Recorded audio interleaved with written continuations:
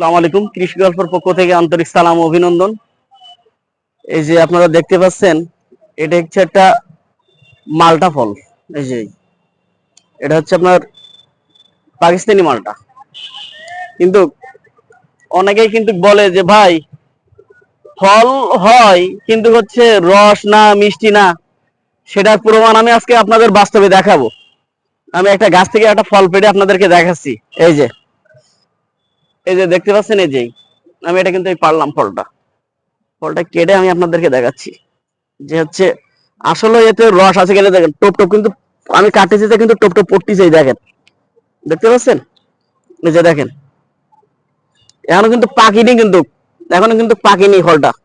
এই যে দেখেন, এই যে দেখেন কি পরিমাণ হচ্ছে রস।